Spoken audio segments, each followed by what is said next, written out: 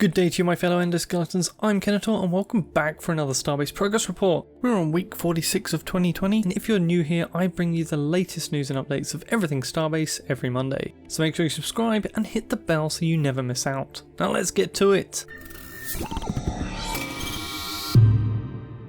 In the Lowry quote of the week, Lowry details a bit on endo respawn and damage mechanics. In the future, respawn to non-insurance terminals will be done via having spare parts. These can be purchased, most likely made, or looted from the dead. This means if you're good enough, you could mow through enemies and replace broken parts as you go. Lowry wants to make it so the game is a skill and creativity orientated one, so those with good FPS skills should be able to thrive in certain aspects of the game, like boarding or station raids. This means if you run into some Frankenstein monster of an endo out there in a fight, you know he's been through the worst and come out on top. Lowry gives the frightening and exciting idea of actually killing someone with their own arm pulling the trigger on the gun that kills them, provided they had respawned nearby. Looks like we're going to get some interesting firefights when respawning gets added into Starbase, and I'm very much looking forward to it. Now on to the progress report. The main design features worked on last week were: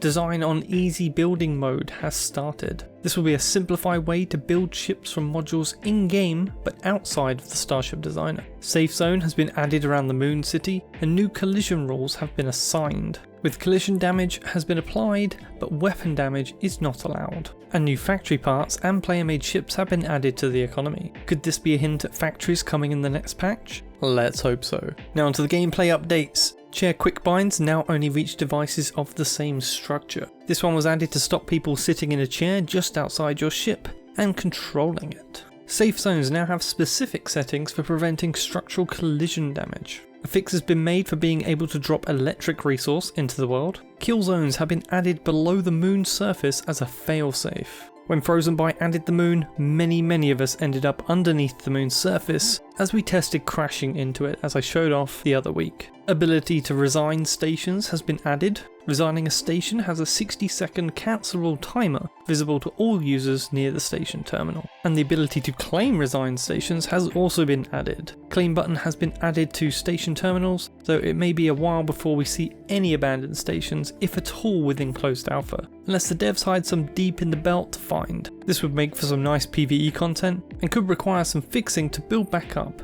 and be well outside the station render range from origin. So fingers crossed they have this sort of thing planned. UI updates this week are updates for the company bank statement UI, withdraw and deposit features, and access control for credits have been worked on. This one's great to see as we are sorely lacking in company and faction controls. In fact, within closed alpha, factions don't even exist, we only have companies. Tutorial UI and functionality design continues. New logic worked on for pause, disable and restart functionality, and changes to UI visibility, lighting and text hints and binds have been made. Electric resource amount has been added to the UI, and 1x1 items will occupy 1x1 slots in inventory by default if possible. However, they can be manually moved to the larger slots. Since we'll be soon having multiple designers within the game, they've rolled all the updates into one designer updates section. And we have station foundation element modification has been prevented in the station designer.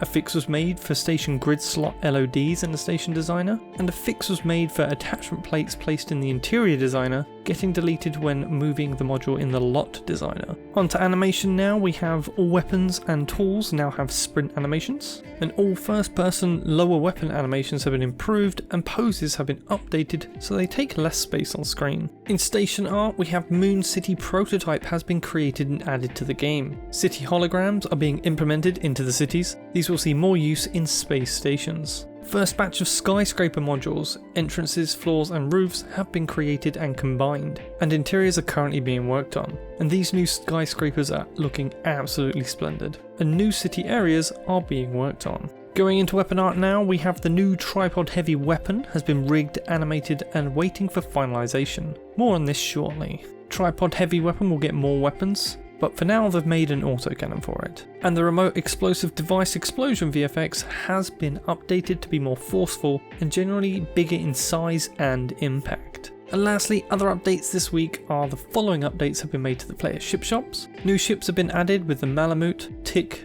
Corundum, Starfire, Kaiser, Clownfish, Iconscold A, Heretha A, Barracuda, and the Hornet. They've removed the Markov Type 1 and the Sparrow 4, and moved to Rando 2 we have the Nate and the Mitre Saw. Serpentine armour textures and paint job polishing is in progress. Carnite asteroid concept image has been made. This is the second one of these crystalline asteroid concepts that we've seen, and this is going to be great if they keep this up.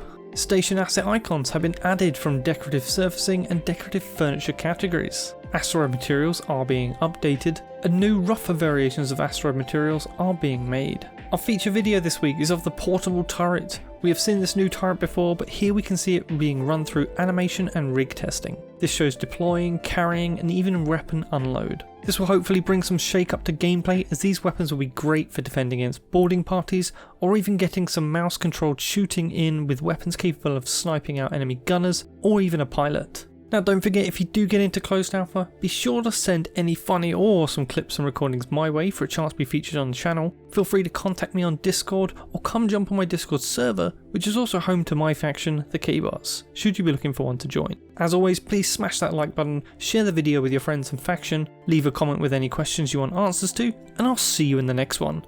Kenetor, out.